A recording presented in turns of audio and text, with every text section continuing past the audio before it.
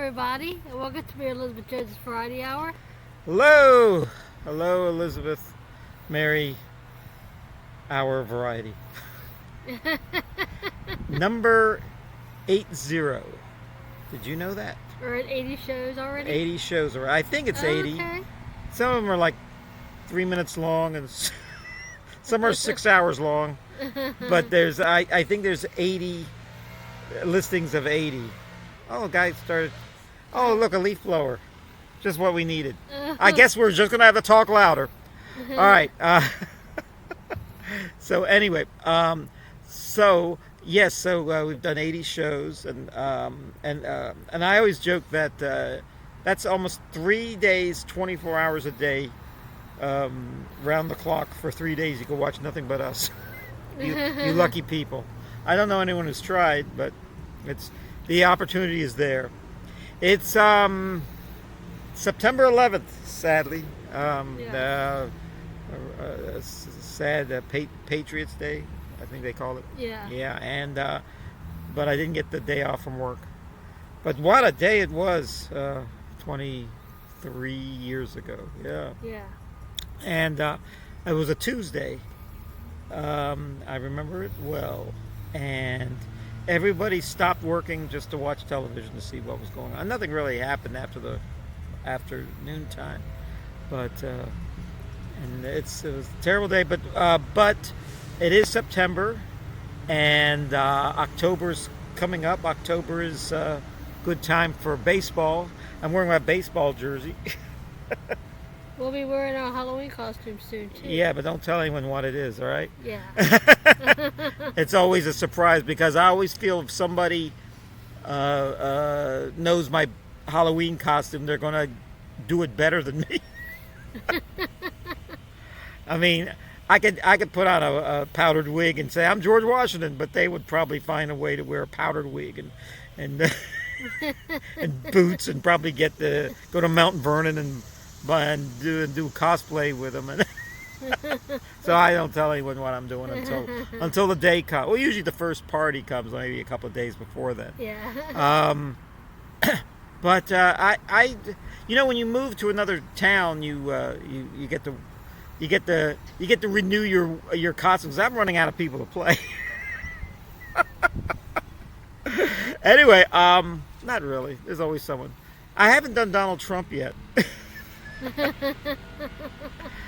So many people do Donald Trump. A lot of people really hate Donald Trump, and he's so notorious that who knows? Maybe in the years to come, everyone says he's like Hitler. He's like Hitler. All this. He's not like Hitler. There's only one Hitler. But you cannot wear like a Nazi uniform or dress as Hitler for Halloween without getting a stern, finger wagging at somebody. Yeah. Now, I heard a wild story about someone who dressed up as Hitler once for Halloween. It was in Germany, and what happened was a young man dressed up as Hitler, and he was walking down the street, with the mustache and the hat and everything, and the uniform, the brown shirt. Yeah.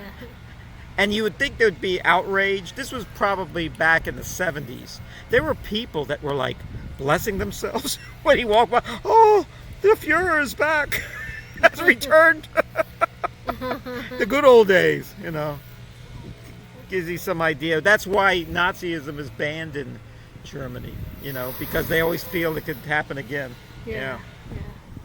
It's in fact, I think I've mentioned this before, that all like swastikas and flags and memorabilia and costumes and everything, all that is banned in Germany, including the writing on the posters. It's the same sort of like stylized writing that you see on heavy metal albums and posters, and when those same bands play in Germany, they have to change their posters because even the lettering is wrong. Black Sabbath and all those others. Name a bunch. Blue Oyster Cult, Kiss. All those they have to change that sort of ornate sort of printing. It's actually kind of cool. but when they play it, when they run it in Germany, it runs afoul of the censors there. And so anyway, I'm ready for baseball. Have you been to any baseball games? Years ago. Yeah.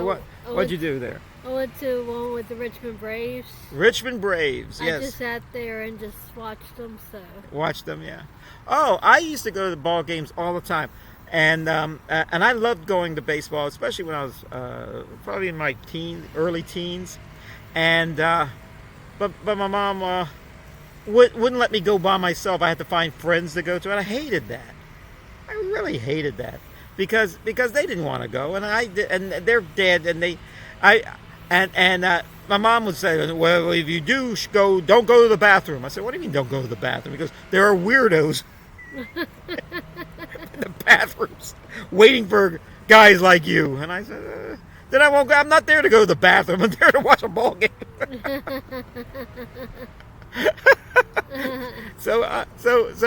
Anyway, there's a funny story about that. I also wanted to go to hockey games. The Richmond Robins, Richmond Braves. These are all minor league teams. Virginia Squires. Yeah.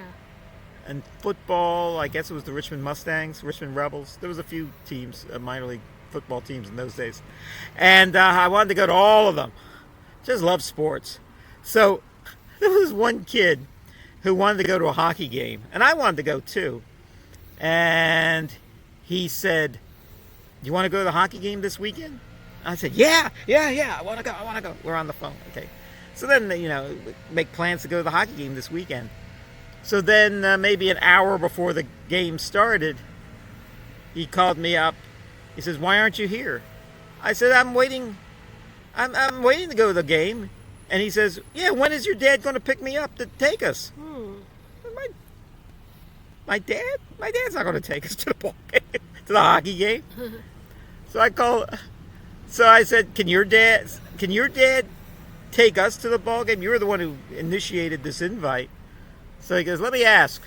And all I could hear was, "No! No! No!" So I guess we're not going to the hockey game. So I actually wanted to go to a ball game so bad once. It was a big deal. It was like 11,000 people actually showed up. It was heavily advertised on local television. Yeah. And I said, "I'll take a taxi there if no one's going to take me." And what happened was the taxi. I was ready at 10 years old to go in the taxi. It was $50 one way. I never did go. Wow. I don't have $50. My mom said, "It's going to cost you $50 to go there one way." And I said, fine, I want to go to this game. It was like a big game at the time. Let's see. I also so anyway, I'm very excited. I got a lot of these clothes at a rummage sale. You ever been to a rummage sale? It's like a church. It's like a yard sale. Oh yeah. And it's all for charity. And they had all the stuff there. They had almost everything you wanted there. And it wasn't bad stuff. A lot of the stuff was still had the tags on. Everything I got still had tags on it. And the main thing was they had it on tables: men's, boys, girls, women's, small, medium, extra large, large. So, but I went to all the boys and the men's, and found small, boys, large, anything that would fit me. and I this was the deal. They gave you a paper bag, sort of like shopping bag, like you would get in a grocery store. Oh yeah. And and they let that's not annoying at all. They let you fill whatever you want. And you could fill it with everything you could stuff into it. And I was just stuff into this thing over and over again. And so I was just stuffing it over and over again. And what happened was I was doing everything to get things there. I was the pants, the shirts. These are shirts from Express and from what else? From the Gap. I didn't get any T-shirts. Mainly, I usually like collar shirts and everything. I got this jacket. This jacket was from Franco's. I mean, there was all this good stuff. It fit me. I tried whatever I could try on. I tried on. I would love to go with you. Yeah, well, that you have to. In fact, churches have it all the time. You go to church. I'm sure your church does it too. So anyway, what happened was so when your church does it, I mean, no. So anyway, but actually I have enough stuff. It was just greed on my part for $10 getting all the stuff. I was just jamming stuff in the bag. I was stepping. I was putting my foot down, trying to get it to the bottom. I got a fat guy. I got a fat guy to sit on it so it can get smaller. Yeah.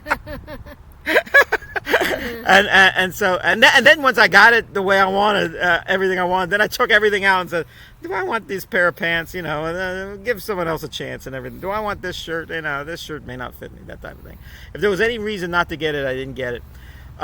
There was, I got 2 sport coats. This is one of them. The other one was from Jay Rickings, I think. I don't know where it was from. So they all had,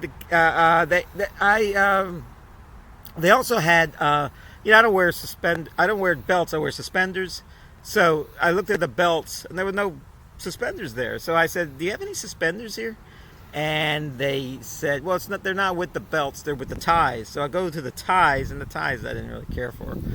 I actually had, my sister was there, and I actually showed, is this brown or gray? I'm kind of colorblind. She goes, I think it's brown. I said, I don't want it. I don't wear anything brown.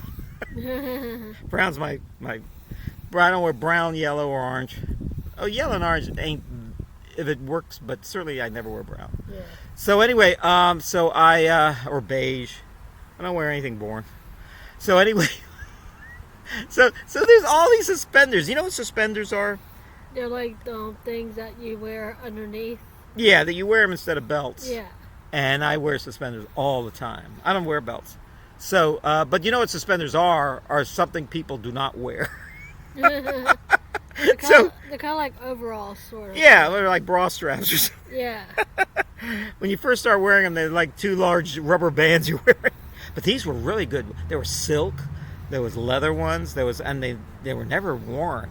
And the reason why they were never worn was, I know why they were. A lot of times, suspenders are one of the few things you could buy at these yard sales and stuff, rummage sales, because usually they're given to like the grandpa or to the father or something, or his son's graduation or something, and then he looks at it and he never wears it. He might wear it once and says, these aren't for me, and then never wears them again. So I was shoving those into the bag.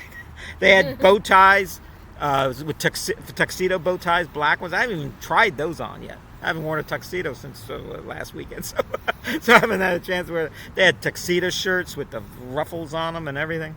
And so anyway, I went to a birthday party a couple of days ago, and my sister threw it, and for one of her family, and I wore the whole ensemble was from this place. And all kinds of, they had other stuff there. They had electronics there. Oh wow.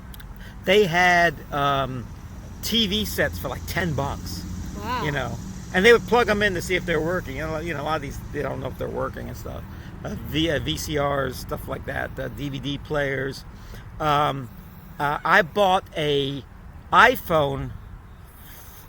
I think it was a really old iPhone. I bought it for $10. It wasn't working. I mean, it wasn't working, but they put a cord on it and it lit up. So I think it works. This iPhone, which I don't have an iPhone, and I don't know when I'm going to change to an iPhone, but this iPhone was, I think it was before Steve. I think when Steve Jobs was running Apple the first time. Oh yeah.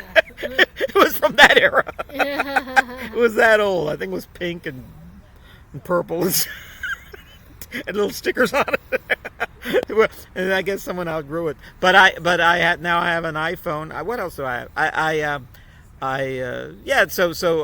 They had. I have enough TVs. I don't have to buy a TV. They had. You bought anything lately? I haven't really bought anything lately. Yeah. But sometimes I do go around malls looking at stuff. you go around, nothing makes me happier than to go to a yard sale or go to a I love thrift yard store. sale. I do love yard sales. Yeah, well, yard sale or thrift store, and then not buy anything. I give it a chance. I look to see what they had. Yeah. and then, oh, good. People wonder how you get so much clutter in your house. It's because of yard sales and stuff. Those people are trying to get rid of their clutter, and you bring it into your house. Yeah. So then you have to have a yard sale to get rid of your stuff. Yeah. So I tell you what else they had there. A lot of toys. They had toys from like Fisher Price. Oh, yes. Yeah. I used to have a bunch of them from when I was a kid. Fisher Price toys? Yeah, I had the CNC. CNC? And it is like a little circle thing. You pull and then it makes a sound. With a CNC, wait, it had a little cord? Yeah. And you would point at it. This is a duck. Quack, quack. Yeah. This is this is a horse. Neigh, neigh. You probably had one of those when you were a kid. I did, actually. And believe it or not, we had it along. It never broke. Yeah.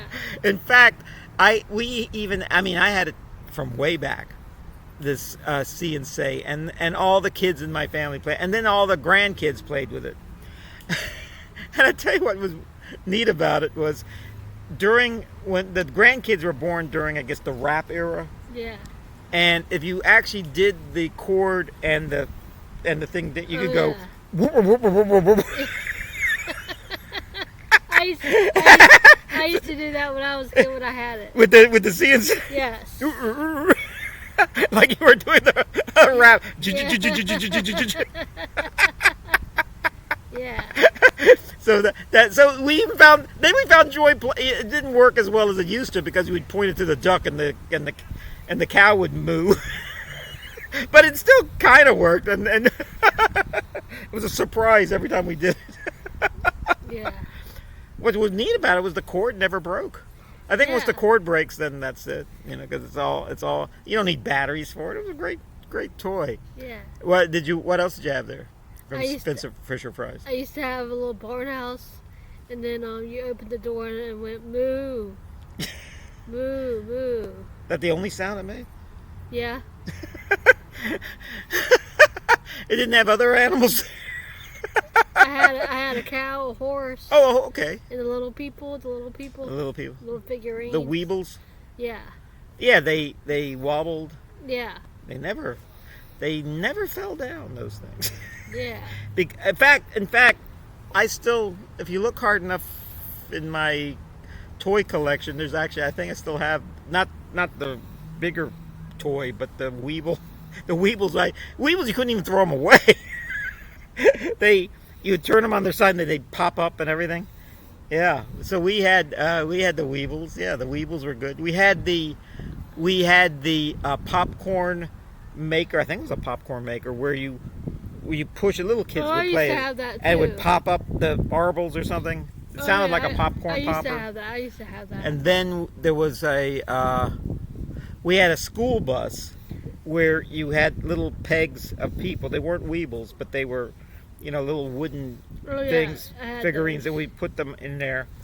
And when a little kid would pull the school bus, it would make a engine noise, like something like that. I used to have the little telephone that you pull. And the telephone, yeah, the telephone with the face on it. That you would do that, yeah. The Fisher Price Company. I have a joke about Fisher Price. This used to happen when I was. This used to happen a lot when I was working. When I was working in an office a lot. You'd call the IT person, or you'd call, and you couldn't get your computer working properly. This is not playing the piano; it's actually doing a computer. So what happened was, they would say, "What's the matter with your computer?" I said, "I didn't know Fisher Price made a computer for office work." And I also had the house too. The house. Yeah. little blue house with the yellow roof. And what was in that? The doorbell would ding. Oh, okay. Ding, ding, ding. You push the little thingy. Did they make Jack in the Boxes too? Fisher Price. They probably did. Yeah, I think I had the Jack in the Box too. Yeah.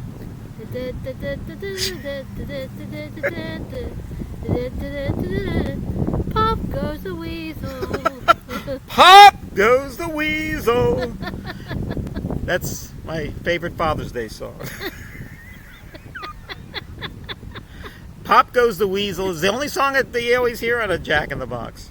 You know what's neat about Jack in the Box is you can play with them all day, and right when it gets to the last note, it's still a surprise.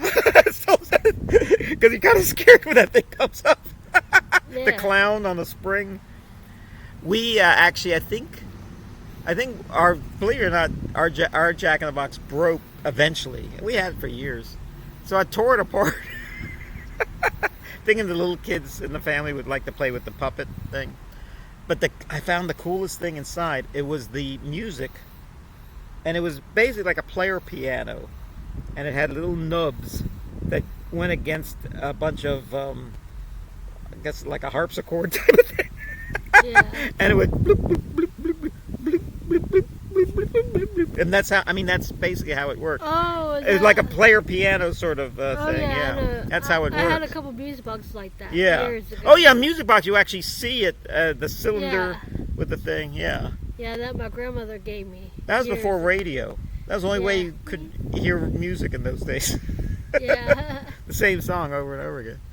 But oh yeah, so Fisher Price toys were the best. Yeah, I have to admit, Fisher Price became very popular when I was kind of getting out of toys, but I was still playing with toys, but just not their toys. Their toys were like for like little kids, and I mean they were like introduced when I was like 10 years old or so, or maybe a little younger. But about that time I was getting into Kenner toys and Hasbro GI Joes. Oh yeah. What was it? The Mattel made the Barbie dolls. Oh yeah, I used that. They also one. made the Hot Wheels, and there was Mark's toys. It was all. I mean, we just loved toys growing up. I did too. My nephew once told me. I said this was during the time of VCRs. Said I hate commercials. I zip right through them. He goes, I love commercials. He's like 5 years old. I said, really? What type of commercials do you like? He says toys and candy. He wants to know what's up. But anyway, toys. They advertise them on Saturday morning shows all the time. There was one toy Mattel made. It was called the Thing Maker. You know about that? No. They may not have had it in your day. It was this thing where you put I forget what they call it, gobbledygook or something. They called it something gobbledygook, not gobbledygook, like the popular phrase. It was like a slime type of thing. It was. You had these little trays where you could make spiders and shrunken heads, and it was actually kind of a cool toy. But you had to cook it overnight on this plate. And this is what my mom did not like, was that it was like a hot plate, and it could start a fire. There was UL signs everywhere, which is weird. I'm an underwriter now, but anyway, UL everywhere, and signs. You plug it in, and then my mom would of course show me the one article in the Reader's Digest that that a kid burnt his hand so bad on a thing maker by Mattel that they had to amputate his arm or something, and I said it was good. Yeah, don't bother me. I still want it. Sometimes the more dangerous the toy, the more we wanted it. So this what there was only actually a lot of mothers felt the same way about these. What? Speaking of that, there were these Cabbage Patch dolls that were the kind that like they chew, like they had teeth and they chew. And I heard on the news years ago that they were dangerous because they were chewing people's hairs and stuff like that. Yeah. And that's why you wanted one. I really You want to sick about, hey, you brought it to school and the bullies you didn't like. Here, play with my toy.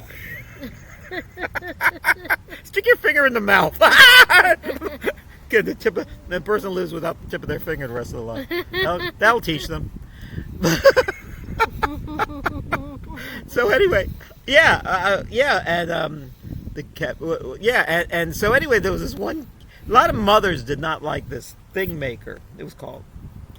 There's one kid, of course, his parents were divorced, and he could get he just had a snap. There were so many kids. Not so many kids. Now there's so many kids. But when I was a kid, there was probably one or two kids that you knew that had divorced parents who basically the kids ran the house there. They snapped their fingers. And both sides, they were basically, their parents were like maids and butlers to them. There was one kid I remember got $1 every time he got an A on his report card. Oh, yeah. And then if he got straight A's, he got $50. He never got straight A's. He barely got the 2 or 3 A's he did get. But I told that to Mom and Dad, and they said, "Get the hell out of here with your $1 for an A."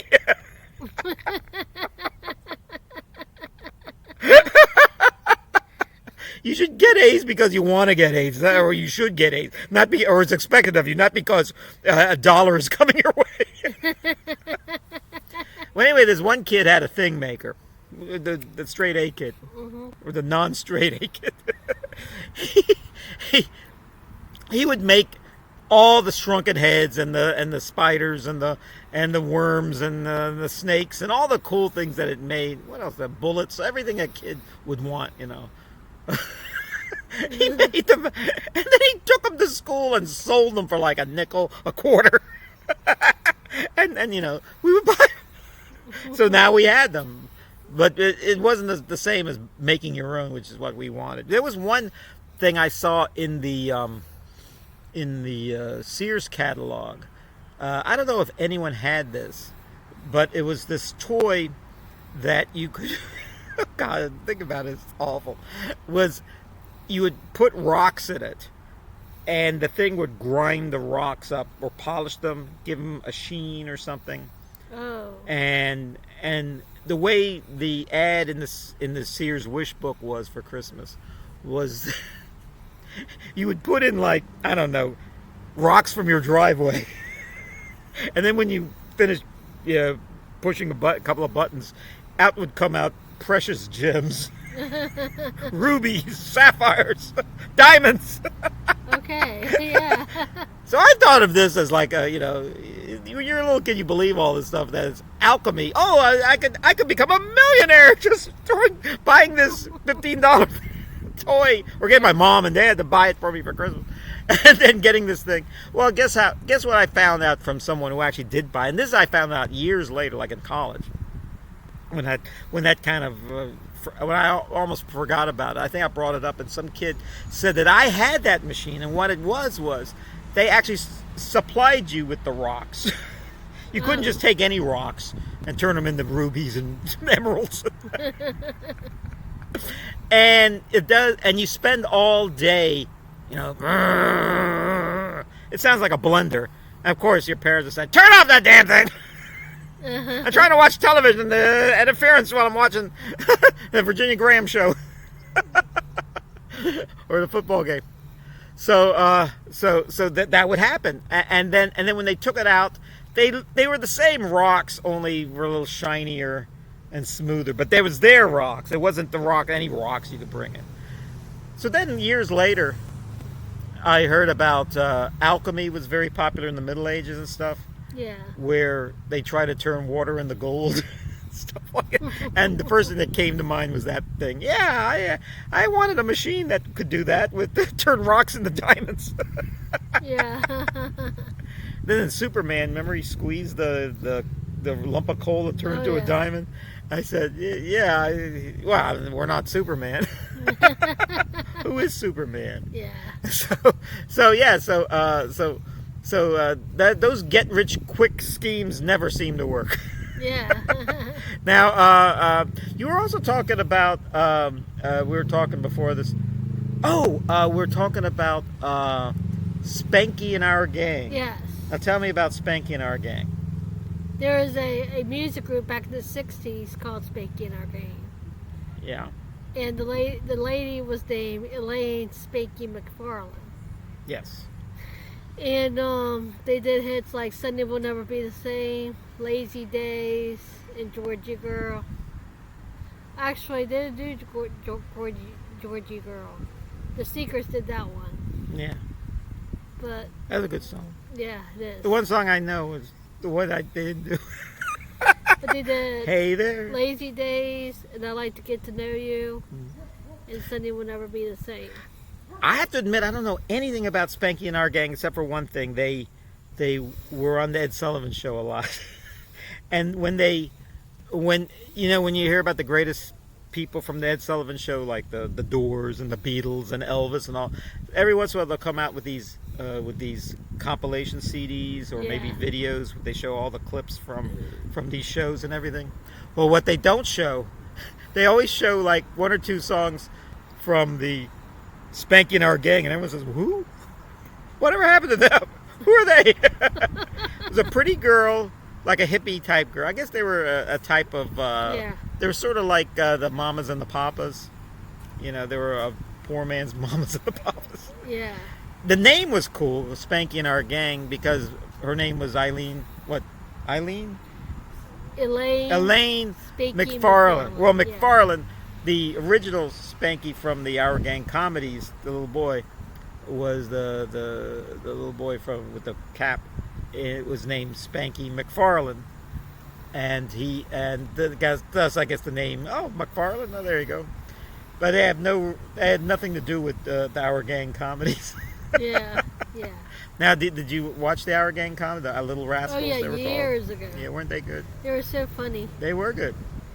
They all reached bad ends.